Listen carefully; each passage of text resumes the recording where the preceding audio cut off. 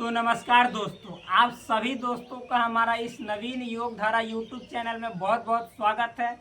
उम्मीद करते हैं कि आप अपने हेल्थ के प्रति और आप अपने लाइफ के प्रति कॉन्शियस होंगे, जागरूक होंगे और आप हमेशा निरंतर अपने सपनों को अपना बनाने में हमेशा प्रयासरत होंगे और आप अपने समाज देश के नाम को उन्नत बनाने के लिए, ऊंचाई पे ले जाने के लिए अवश्य अपने जीवन में किसी न किसी प्रकार का काम कर रहे होंगे। तो हम आपके सामने लेकर आ गए हैं आपके फिटनेस और हेल्थ से जुड़े योगा के बहुत सारे टिप्स, जिसमें आज का जो पहला टिप्स है वो है यौगिक सूक्ष्म व्यायाम। यानी जब आप अपने शरीर को व्यायाम के कंडीशन में, कहने का मतलब है कि जब आप अपने शरीर को एक्टिव मोड में ले जाना चाहते हैं तो उससे पहले कुछ छोटे छोटे जो एक्सरसाइज होते हैं जिसको माइक्रो एक्सरसाइज यानी सूक्ष्म व्यायाम कहा जाता है, उन एक्सरसाइज को करना अति आवश्यक होता है। तब आगे के जो योग में आसन होते हैं, जो एडवांस आसन होते हैं, उनको करने के लिए तैयार हो जाते हैं, यानी आपका बॉडी तैयार हो जाता है। जब तक आप इन छोटे जो एक्सरसाइज हैं, जो सूक्ष्म व्यायाम है, इनको सही से नहीं करेंगे और एकाएक आप अचानक जो एडवांस जो व्यायाम होता है उसको करने लगिएगा और सुबह के समय स्पेशली, तो उस समय आपका बॉडी जो है सो पूरी तरह से ढीला नहीं हुआ रहता है। आपका बॉडी जो है सो उठने के बाद कड़क रहता है। तो उसको ढीला करने के लिए बहुत ही आवश्यक है कि आप छोटे छोटे व्यायाम से उनको पहले, यानी उसको छोटे छोटे व्यायाम कहने का मतलब आप अपने शरीर को पहले वार्म अप कीजिए, यानी माइक्रो एक्सरसाइज कीजिए और शरीर को उस कंडीशन के लिए तैयार कर लीजिए कि आप एडवांस आसन परफॉर्म कर सके।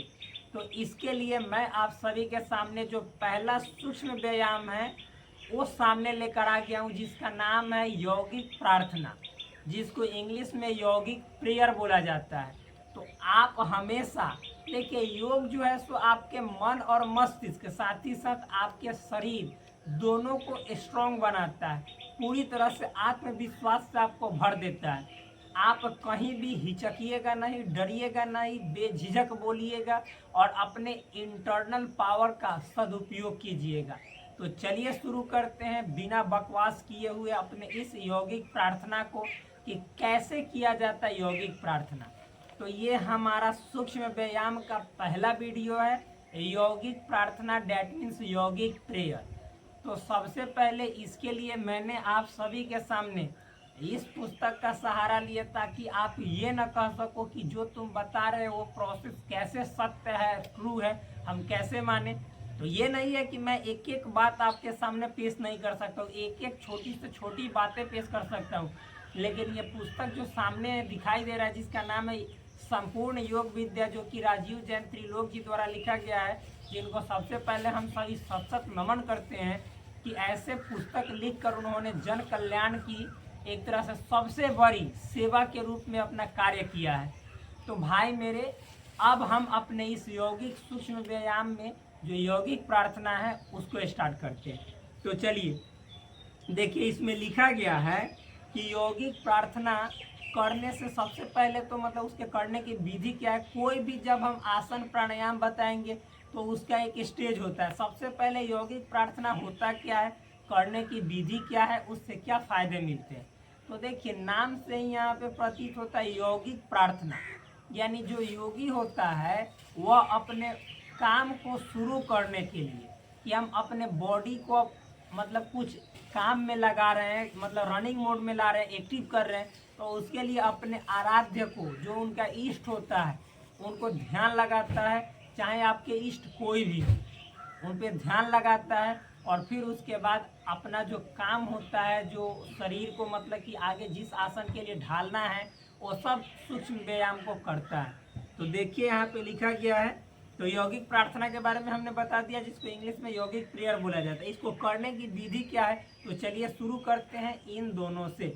ये तो अभी नए नए हैं, लेकिन इनको मतलब कुछ इसमें अभ्यास हो चुका है, मैं बताऊंगा, ये वैसे वैसे करेंगे। तो प्लीज़ सबसे पहले इनको देखिए, खड़ा हो जाना है पूरी तरह से, मतलब सीधे में दोनों पैर एक जगह करके पास करके खड़ा हो जाना है।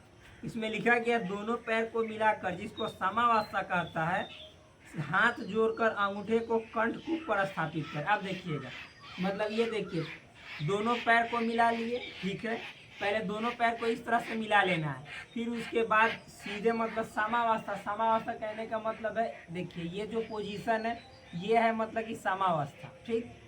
आगे देखिए लिखा गया है, सबसे पहले तो जो स्ट्रेट मतलब स्ट्रेट स्टैंड हो जाना है, सीधा खड़ा हो जाना है, दोनों मतलब पैर को पास में जोड़कर, यानी दोनों फीट को टुगेदर करना है, एक सांस लाना है। उसके बाद बोला जा रहा है, join your hands and place your thumbs gently on your throat पीट। और हाथ को ऐसे ज्वाइन करना है, ऐसे इस तरह से ज्वाइन करना है, और इसको मतलब कि शांति पूर्वक धीरे से, जो देखिए यहाँ पे थ्रोट पीट कहने का मतलब कंठकूप, जहाँ पे आवाजें जहाँ से निकल, जैसे बोलते हैं क ख, तो कंठ से बोल रहे हैं, तो यहाँ पे ऐसे मतलब कि जेंटली मतलब नॉर्मल ऐसे स्थापित कर लेना। स्थापित कर लेना मतलब रख लेना, तो ऐसे यहाँ पे, जी हाँ, ऐसे रख लेना है। और फिर उसके बाद यहाँ पे लिखा जा रहा है, भुज वलियों से वक्षा स्थल को दबाए। कहने का मतलब है यहाँ पे press your chest slightly using your upper arms. मतलब जैसे देखिए, इसको भुजवली बोला जाता है। मैंने कल बताया था कि भुजवली किसको बोला जाता है, ध्यान से, जैसे देखिए भुजवली, ध्यान समझिएगा, ऐसे है ना, ऐसे ऐसे है, ऐसे। तो अपर आर्म देखिए यहाँ पे चित्र पे, इसीलिए बोल रहे हैं कि जाकर सबसे पहले आप लोग, जो हम एक दिन बॉडी के बारे में बताए थे कि किसको भुजवली बोला जाता है, तो देखिए मेरे दोस्त यहाँ पे भुजवली है। ये देखिए, एक होता है मतलब आर्म, तो एक अपर आर्म, एक लोअर आर्म। तो आपको ये जो दिखाई दे रहा है यहाँ पे, ये जो दिखाई दे रहा है हाथ का, इसको भुजवली बोला जाता है। इसको भुजवली, ऊपर वाला को भुजबंद। तो इससे इस छाती पे ना ऐसे मतलब कि थोड़ा सा दबाव डालना है, यानी प्रेस करना है, इससे करना है, ई वाला से, इससे छाती को दबाना है, थोड़ा सा दबाना है, ज्यादा प्रेशर नहीं देना है, थोड़ा सा, यानी इससे दबा दिए, प्रेस करना है। फिर उसके बाद देखिए इसमें आपको लिख रहा है, क्या लिख रहा है कि भुजवलियों से वक्षास्थल। वक्षास्थल मतलब चेस्ट को दबाना है, उसी को वक्षास्थल कहा जाता है। चेस्ट को दबा दिए, श्वास सामान्य रखे, मन एकाग्र होने पर हाथों को ढीला छोड़े। ध्यान समझिएगा, जिस तरह से हम अपने जीवन में नॉर्मल श्वास की क्रिया करते हैं, श्वास लेना और छोड़ना, उस तरह से नॉर्मल श्वास लेना और छोड़ना है, ठीक। आँख को मतलब कि आप अपने शांति के लिए, आराम के लिए बंद भी कर सकते हैं, किसी प्रकार की समस्या ना है। फिर साथ ही साथ देखिए क्या लिखा जा रहा है, आगे लिखा जा रहा है कि जब श्वास को मतलब कि हम नॉर्मल कर लिए, जिस तरह से अपने डेली लाइफ में श्वास लेते हैं और छोड़ते हैं, वैसे कर लेना है। उसके बाद अपने हाथों को, पहले मन को एक जगह स्थिर करना है। देखिए एक दिन में कुछ नहीं होता, आप सोचिएगा कि एक ही दिन में हमारा मन जो है सो स्थिर होना शुरू हो जाएगा, नहीं, लेकिन मन को एकाग्र करने का, फोकस्ड करने का प्रयास करना है। तो आप अपने जो माइंड है उसको एक किसी बिंदु पे फोकस कीजिए। मान लीजिए कि सामने ये देख रहे हैं, तो सामने किसी दीवार के बिंदु पे, सामने किसी कोई भी वस्तु है, उसी पे ध्यान लगा लीजिए, तो इससे मन एक बिंदु पे टिक जाता है। तो वैसा सबसे पहले वैसा करना है। आंखें आप खोल कर भी करिए, कोई दिक्कत नहीं है, बंद करके भी कीजिए, कोई दिक्कत नहीं है, लेकिन ज़्यादातर प्रयास करना है ध्यान लगाने का। मेन मकसद होना चाहिए मन को एक बिंदु पे टिका लेना, एकाग्र कर लेना। तो आप मतलब मन को एक बिंदु पे देखिए, इन्होंने मतलब एकाग्र करने का प्रयास किया है, एक बिंदु पे फोकस्ड करने का प्रयास किया है। उसके बाद लिखा जा रहा है, कम से कम आधा मिनट भगवान का ध्यान करें, और आप यदि चाहें तो अपने इष्ट देव का आधा मिनट ध्यान कर सकते हैं। कहने का मतलब है कि आप अपना राम को इष्ट मानते हैं, तो श्री राम पे ध्यान लगा लीजिए, उनके चरित्रों को एक बार आप अपने दिमाग पे मतलब उतार लीजिए। फिर यदि आप कृष्ण के भक्त हैं तो कृष्ण पे ध्यान लगा लीजिए, आप विष्णु के भक्त हैं तो विष्णु पे, कोई शिव के भक्त हैं शिव पे, मतलब किसी भी आप, जो भी आपके आराध्य हैं, इष्ट हैं, जिनको आप मानते हैं कि यह हमारे मतलब कि इंटरनल एनर्जी, अल्टीमेट एनर्जी का सोर्स है, कि हम जब इनका नाम लेते हैं तो हमारे शरीर के अंदर एक अलग प्रकार की ऊर्जा मिलती है, तो उनका आप नाम ले लीजिए। कोई आपका आराध्य हो सकते हैं, कोई अपना अपना मतलब कि आराध्य का नाम ले ले। साथ ही साथ यदि आप चाहें तो अपने अंदर ओम पे भी ध्यान लगा सकते। ओम जो है सो इस सृष्टि की सबसे पहला ध्वनि है, उससे पहले की ध्वनि कोई नहीं है, तो ओम पे भी ध्यान लगा सकते हैं। श्वास और मन एकाग्र करें और श्वास को नॉर्मल बनाए रखना है। जिस तरह से हम लेते ही नहीं कि ऐसे चुट्टा की तरह नहीं लेना है, मतलब नॉर्मल बनाए रखना है। जैसे हम ऐसे दैनिक जीवन में लेते हैं तो जान रहे हैं कि श्वास ले रहे हैं कि छोड़ रहे हैं, नहीं।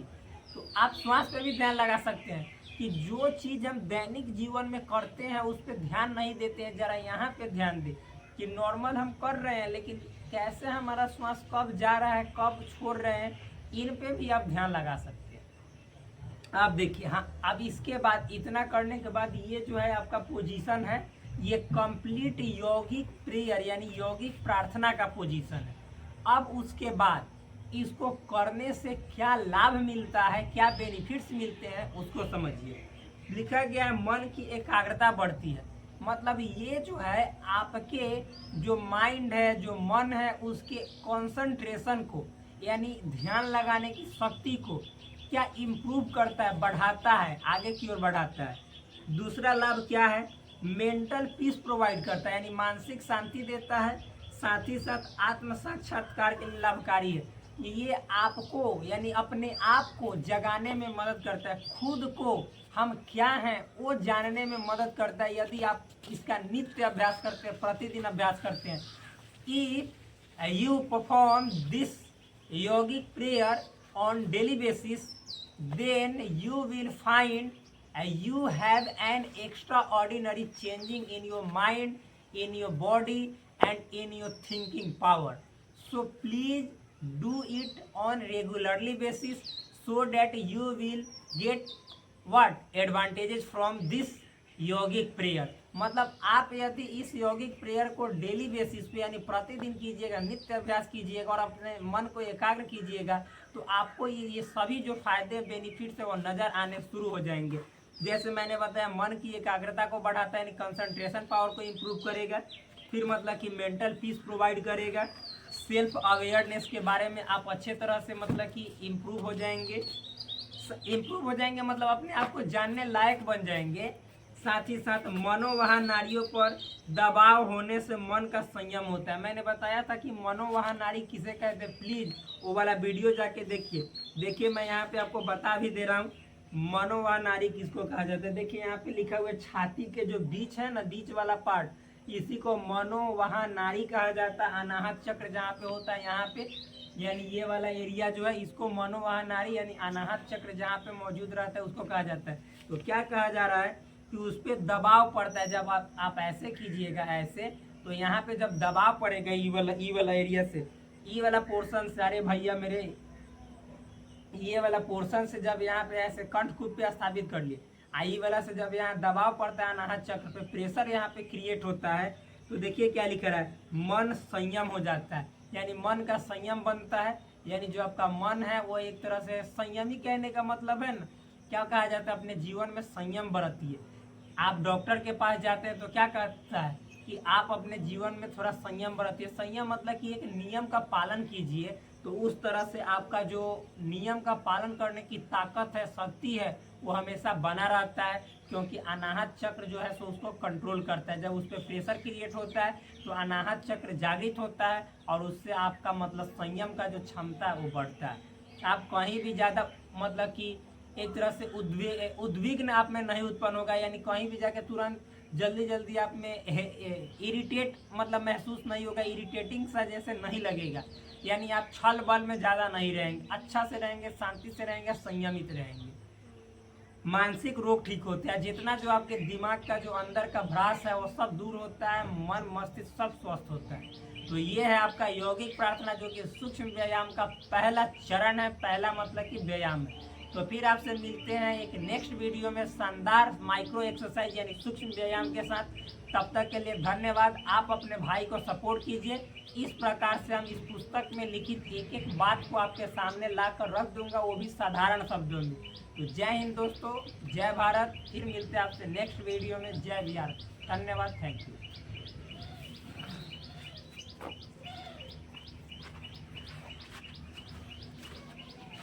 बंद करो।